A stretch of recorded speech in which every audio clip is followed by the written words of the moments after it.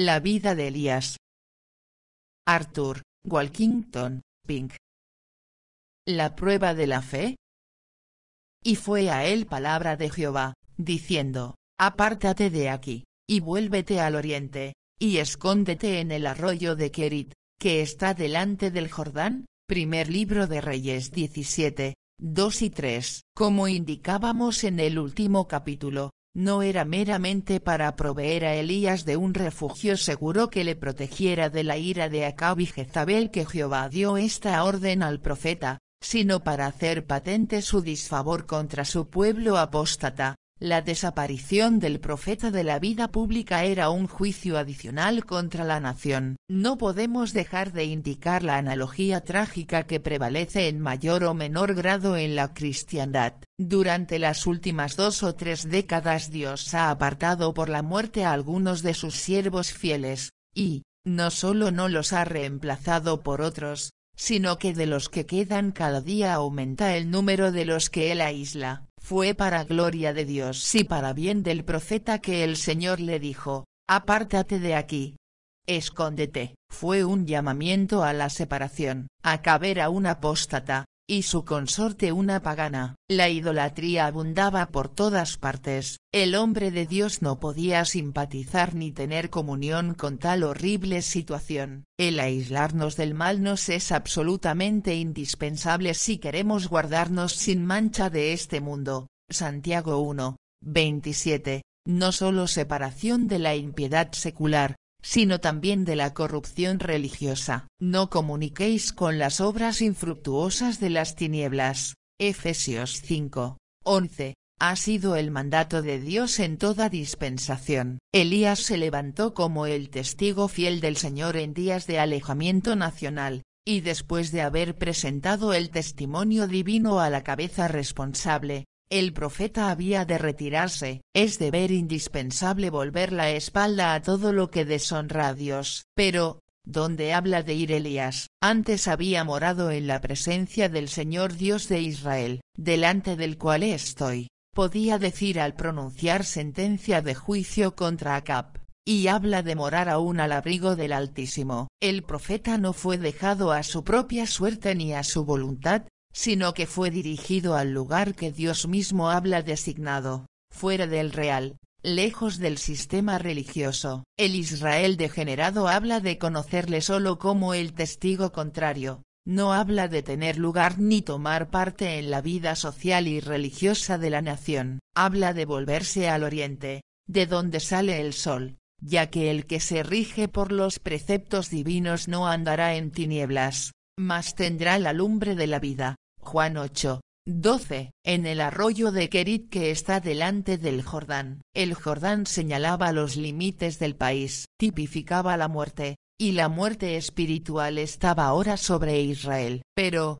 ¿qué mensaje de esperanza y consuelo contenía el Jordán para el que caminaba con el Señor? Qué bien calculado estaba para hablar al corazón de aquel cuya fe estaba en una condición saludable. ¿Acaso no era este el lugar donde Jehová se mostró fuerte en favor de su pueblo en los días de Josué? ¿No fue el Jordán el escenario que presenció el poder milagroso de Dios cuando Israel dejó el desierto tras de sí? Allí fue donde el Señor dijo a Josué, desde este día comenzaré a hacerte grande delante de los ojos de todo Israel, para que entiendan que como fui con Moisés, así seré contigo. Josué 3, 7. Fue allí donde el Dios viviente, versículo 10, hizo que las aguas se detuvieran en un montón, versículo 13, hasta que todo Israel pasó en seco, versículo 17. Tales eran las cosas que debían llenar, y sin duda llenaron,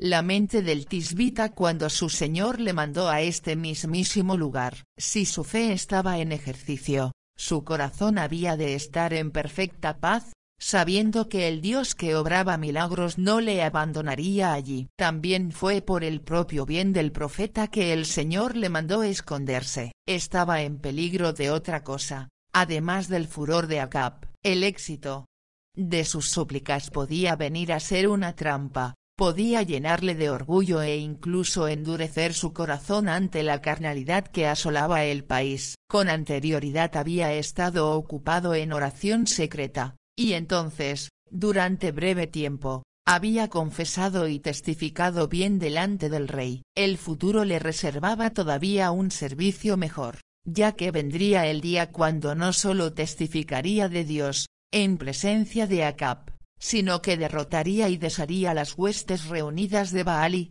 al menos hasta cierto punto, llevaría de nuevo a la nación descarriada al Dios de sus padres. Pero la hora no estaba todavía en sazón, ni Elías tampoco. El profeta necesitaba más instrucción en secreto si es que había de estar capacitado para hablar de nuevo en público para Dios. El hombre que Dios sea, querido lector, ha de mantenerse sumiso. Tiene que experimentar severa disciplina para que la carne sea mortificada debidamente. El profeta había de pasar 3 años más de soledad. ¡Qué humillante! Mas, cuán poco digno de crédito es el hombre, qué incapaz de sostenerse en el lugar de honor. Qué pronto aparece en la superficie el yo, y el instrumento está presto a creerse algo más que un instrumento. Cuán tristemente fácil es hacer del servicio que Dios nos confía el pedestal en el que exhibirnos a nosotros mismos. Pero Dios no compartirá su gloria con nadie, y por lo tanto, esconde a aquellos que pueden verse tentados a tomar parte de ella para sí. Es solo retirándonos de la vista pública y estando a solas con Dios que podemos aprender que no somos nada. Esta importante lección se pone claramente de manifiesto en los tratos de Cristo con sus discípulos amados. En una ocasión regresaron a él jubilosos por el éxito alcanzado, y llenos de sí mismos le contaron todo lo que habían hecho y lo que hablan enseñado. Marcos 6, 30. Su suave respuesta es por demás instructiva: venid vosotros aparte al lugar desierto, y reposad un poco. Versículo 31. Este es aún su remedio de gracia para todo siervo que esté hinchado por su propia importancia, y que imagine que la causa divina en la tierra sufriría una pérdida severa si él fuera quitado de ella. Dios dice a menudo a sus siervos: apártate de aquí.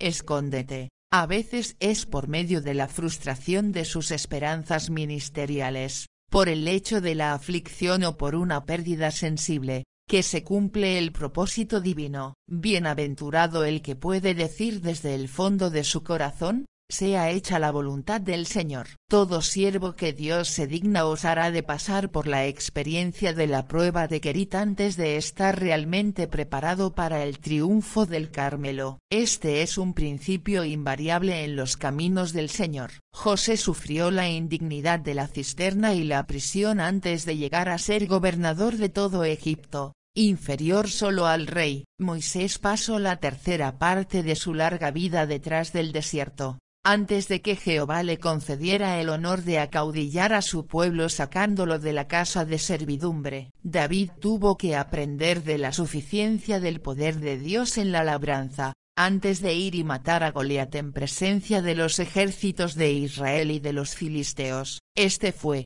también, el caso del siervo perfecto. 30 años de retiro y silencio pasó antes de comenzar su breve ministerio público. También fue así en el del principal de sus embajadores. Antes de convertirse en el apóstol de los gentiles tuvo que pasar su aprendizaje en las soledades de Arabia. Pero, no hay otro ángulo desde el que contemplar esta, aparentemente, extraña orden de: apártate de aquí. Escándete. ¿No era esto una prueba real y severa de la sumisión del profeta a la voluntad divina? Decimos severa porque, para un hombre impetuoso, esta demanda era mucho más rigurosa que su comparencia ante Acab. Para el de celosa disposición, sería más duro pasar 3 años en reclusión inactiva que estar ocupado en servicio público. El que esto escribe puede testificar por propia, larga y dolorosa experiencia que la inactividad es una prueba mucho más severa que el dirigir la palabra a grandes congregaciones cada día durante meses. Esta lección es obvia en el caso de Elías, había de aprender personalmente a rendir obediencia implícita al Señor antes de estar calificado para mandar a otros en su nombre. Consideremos ahora con más detalle el lugar particular que el Señor seleccionó para que habitara su siervo, en el arroyo de Kerit. Era un arroyo,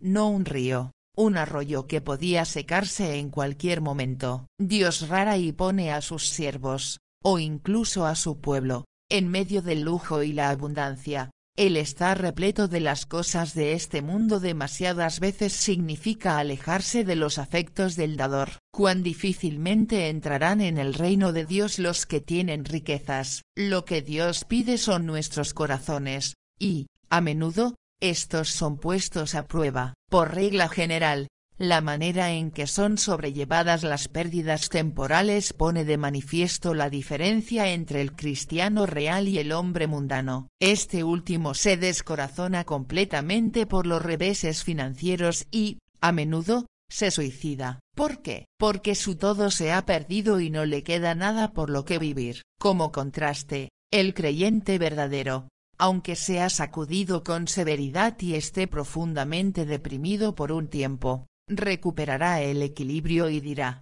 Dios todavía es mi porción y nada me faltará. Muchas veces, en lugar de un río, Dios nos da un arroyo que hoy brota y mañana quizá estará seco. ¿Por qué? Para enseñarnos a no descansar en las bendiciones, sino en el dador de las mismas. Sin embargo, no es en este punto que caemos tan a menudo, estando nuestros corazones mucho más ocupados con las dádivas que con el dador. ¿No es esta la razón de que el Señor no nos confíe un río? Si lo hiciera, ocuparla en nuestros corazones, sin darnos cuenta, el lugar que le corresponde. Y engrosó Jesurún, y tiró coces, engordástete, engrosástete, cubrístete, y dejó al Dios que le hizo, y menospreció la roca de su salud. Deuteronomio 32:15. Y la misma tendencia mala existe en nosotros. A veces creemos que se nos trata duramente porque Dios nos da un arroyo en lugar de un río,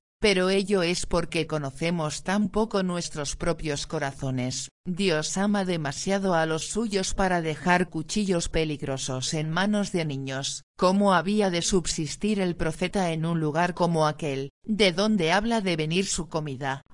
Dios se ocupará de esto, y proveerá sus necesidades, y beberás del arroyo. Versículo 4. Cualquiera que fuere el caso de Acab y sus idólatras, Elías no perecería. En los peores tiempos Dios se mostrará fuerte en pro de los suyos. Aunque todos perezcan de hambre, ellos serán alimentados, se le dará su pan, y sus aguas serán ciertas. Isaías 33:16. No obstante, qué absurdo parece al sentido común mandar a un hombre que permanezca indefinidamente junto a un arroyo. Sí, pero era Dios el que había dado esta orden, y los mandamientos divinos no deben ser discutidos sino obedecidos. De este modo, a Elías se le mandaba confiar en Dios a pesar de la vista, la razón y todas las apariencias externas, descansar en el Señor mismo y esperar pacientemente en Él. Yo he mandado a los cuervos que te den allí de comer. Versículo 4. Obsérvese la palabra que hemos puesto en letra bastardilla. El profeta podía haber preferido muchos otros escondites, pero debía ir a Kerit si quería recibir el suministro divino. Dios se había comprometido a proveerle todo el tiempo que permaneciere allí. Qué importante es, por lo tanto, la pregunta: ¿estoy en el lugar donde Dios por su palabra o por su providencia me ha asignado? Si es así, de seguro que suplirá todas mis necesidades. Pero, si como el hijo menor le vuelve la espalda y me voy a un país lejano, entonces, como él, sufriré necesidad.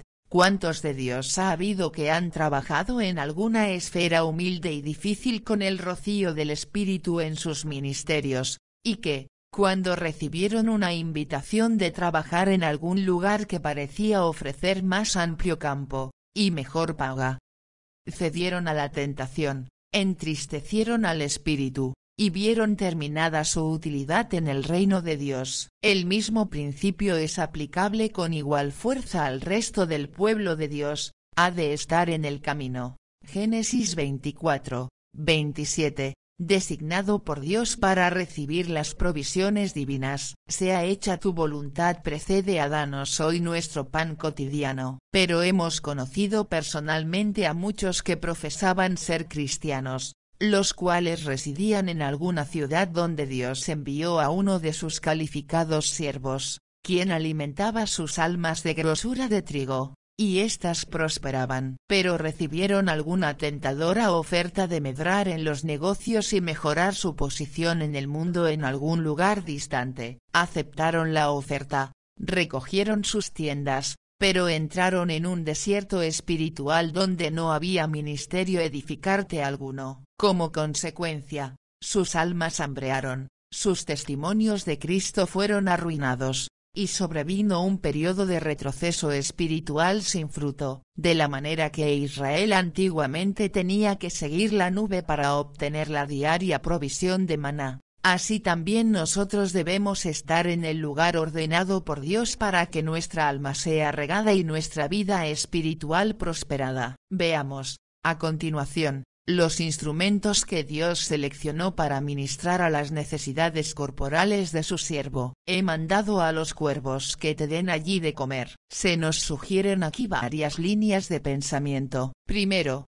ved la elevada soberanía y la supremacía absoluta de Dios, su soberanía en la elección hecha, su supremacía en el poder para llevarla a cabo. Él es ley en sí mismo. Todo lo que quiso Jehová, ha hecho en los cielos y en la tierra, en los mares y en todos los abismos. Salmo 135, 6. Prohibió a su pueblo que comiese cuervos, clasificándolos entre lo inmundo, es más, tenía que tenerlos como abominación. Levítico 11, 15, Deuteronomio 14, 14. Con todo, hizo uso de ellos para llevar comida a su siervo. Qué diferentes de los nuestros son los caminos de Dios. Empleó a la propia hija de Faraón para socorrer al pequeño Moisés, y a Balaam para pronunciar una de las profecías más notables. Usó la quijada de un asno por mano de Sansón para herir a los filisteos, y una honda y una piedra para vencer a su gigante. He mandado a los cuervos que te den allí de comer. Oh,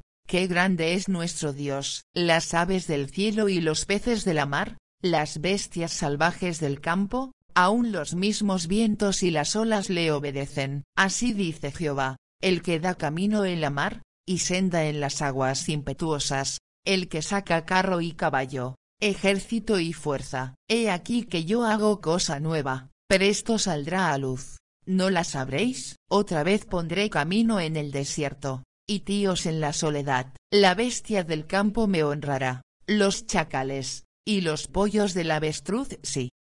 Y los cuervos también, punto y coma, porque daré aguas en el desierto, ríos en la soledad, para que beban mi pueblo. Isaías 43, 16-20. Así, pues, el Señor hizo que las aves de presa, que vivían de la carroña, alimentaran al profeta. Pero, admiremos también aquí la sabiduría así como el poder de Dios. Las viandas se le proveían a Elías de manera en parte natural y en parte sobrenatural. En el arroyo había agua para que pudiera tomarla fácilmente. Dios no obrará milagros para evitar trabajo al hombre, lo que le haría negligente y perezoso al no hacer esfuerzo alguno para procurarse su propio sustento. Pero, en el desierto no había comida. ¿Cómo había de conseguirlo? Dios suple eso de modo milagroso. He mandado a los cuervos que te den allí de comer. Si hubieran sido usados seres humanos para llevarle comida, podían haber divulgado su escondrijo. Si un perro o algún otro animal doméstico hubieran ido cada mañana y cada noche, la gente podía ver esos viajes regulares llevando comida, sentir curiosidad, e investigar. Pero los pájaros llevando carne hacia el desierto no levantarían ninguna sospecha. Podía suponerse que la llevaban a sus crías. Ved cuán cuidadoso es Dios para con su pueblo. Qué prudentes son los planes que hace para él mismo. Él sabe qué es lo que pondría en peligro su seguridad y provee de acuerdo con ello. Escóndete en el arroyo de Kerit.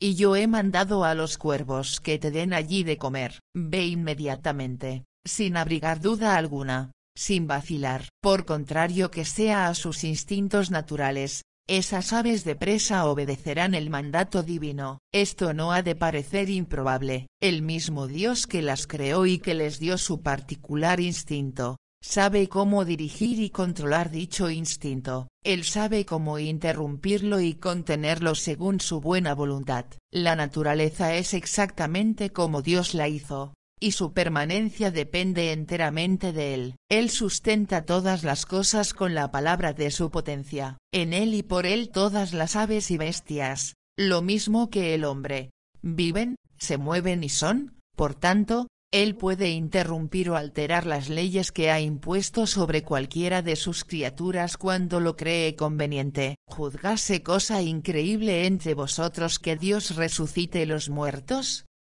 Hechos 26, 8. Allí, en su humilde retiro, el profeta habla de permanecer durante muchos días, mas no sin una promesa preciosa que garantizara su sustento. El suministro de las provisiones necesarias le era asegurado divinamente. El Señor cuidaría de su siervo mientras estuviera escondido de la vista general, y le alimentaría diariamente por su poder milagroso. No obstante, era una prueba real de la fe de Elías. ¿Quién ha oído jamás que fueran empleados tales instrumentos? Las aves de presa llevando comida en tiempo de hambre. ¿Podía confiarse en los cuervos? ¿No era mucho más probable que devoraran la comida en vez de llevarla al profeta? Su confianza no descansaba en las aves, sino en la palabra cierta del que no puede mentir. Yo he mandado a los cuervos. El corazón de Elías descansaba en el Creador, no en las criaturas,